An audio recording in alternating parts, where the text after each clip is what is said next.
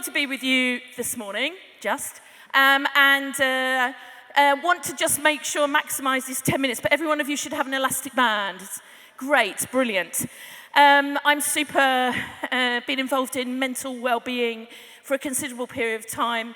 I've been in youth work for quite a few years now, and I'm passionate that we look after ourselves as well as the children and young people that we work with. And I am a youth mental health first aid instructor. I'm also a suicide first aid instructor. I'll give I just say I'm not going to go too deeply into mental health at this point, but if you're coming along to the workshops this afternoon, I'll just caveat that we will, just give you a heads up for a trigger that we will talk a bit about mental health this afternoon. Your elastic bands are important. And I don't know kind of week you've had, but probably busy, just picking up some of the conversations in the room. People have been up to kind of conferences, looking after dogs that are, poorly in the middle of the night, getting frustrated with new television programs, including, what's that one where they wear a cloak over their head? Thank you, just lost that, menopausal brain, thank you. And maybe we've experienced over this week a feeling of being stretched, or maybe go as far as to saying a bit stressed. Does that feeling resonate with us this morning? Is that a sense of something that we might have experienced long term or short term, and we know the things in our lives that cause us to feel a little bit stressed? Take your elastic band and begin to stretch it. It can feel a little bit like our weeks, can't it? Where we pull it and pull it and pull it. Don't worry, it's not going to flick out of my hand. I don't want anyone to have losing their eye in the middle of a youth work conference. That could be embarrassing. And sometimes when we stretch our elastic bands for too long, they don't go back to the shape they were in originally. It's much like blowing a balloon. I was going to try that out this morning, but I know if I stood here holding a balloon without tying a knot in it for 15 minutes, it would be disastrous. We all have the capacity to be stretched, sometimes quite some way. And sometimes stress can actually be a really good thing for us. It's a trigger, it's a warning. Our bodies can tell us when things are ramping up a bit. We all know our indicators of what makes us feel maybe a bit stressed. We know we're in control, and maybe we know that there is an end point. We know that there is something ahead that will end. However, sometimes stress can be a bit overwhelming, and we can't escape it, and somehow we cannot stop from stretching ourselves.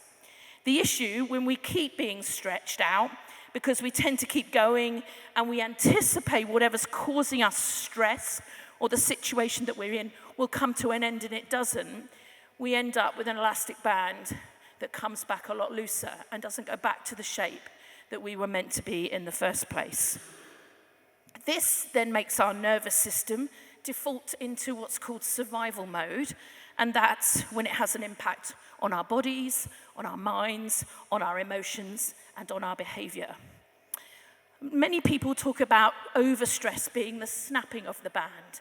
And today I just want to encourage us to make sure we look after ourselves before we get anywhere close to our band snapping.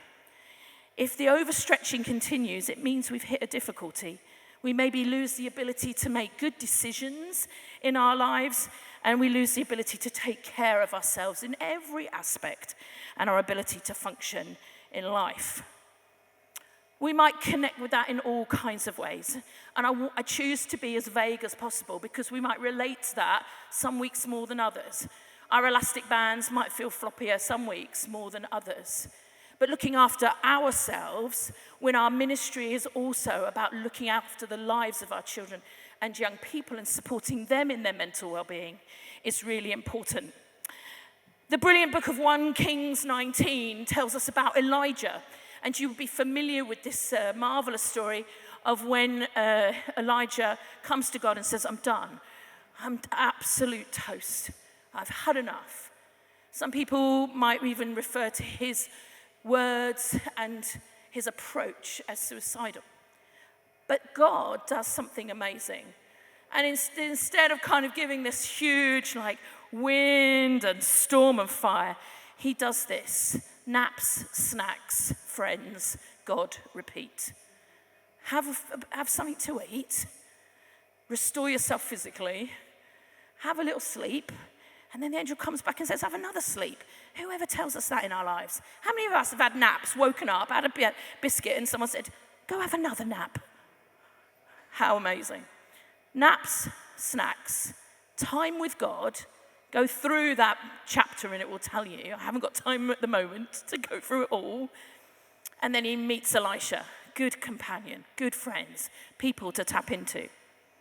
Snacks, naps, God, friends, repeat. 1 Kings 19. Next slide, please, thank you. One after that. These are some tips, very quickly before I finish, of what we can do to help to avoid that sense of burnout, that sense of overstress that we can actively put into our lives and actually encourage others to do it. We need to look after ourselves. Maybe in much of our ministry, there's an over-dependence on what we can do, availability, because we're very enthusiastic, doesn't mean to say you need to make use of me 24/7. Nor does it mean that we give availability of ourselves for 24/7 either. Let's organise our diaries. I am a stationery addict. I have about 7. And put in rhythms that work for you, for your life, for your family, for your ministry. Take time to do that. Take work time to do that. Take time in your day to put in good rhythms. Focus on things that you can control. We often get stressed with the things that we can't control. But if we focus on the things that we can, it can have a really positive impact on our mental health. Connect with how you are feeling, the work or the situation that you're facing, and do what you know will support you best in that situation. You probably have 10 or 12 people giving you some suggestions, but we know ourselves. We know what's best for us. Sometimes we tend to merge our sense of self-worth with our work, and we need to try to draw a line between the two. It's vital that we don't judge ourselves or value ourselves according to our accomplishments. You are incredibly amazing, exactly who you are. Get good sleep. I'm a massive advocate for naps. Maybe that's because I'm 56 and I have a lot of them. But it's really important to get good sleep. If you're doing youth group on a Saturday night or a Friday night or whichever night you do not feel guilty for having a lie-in. Make sure we get enough sleep. It can have a really big impact on our physical well-being. Big one, make time for fun.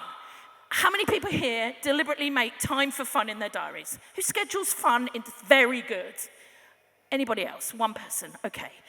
When we have fun and when we laugh, it does remarkable things for our bodies and our mental well-being.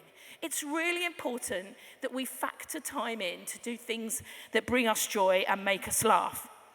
When we teach mental health first aid, we ask people to think of what would they do for one happy hour.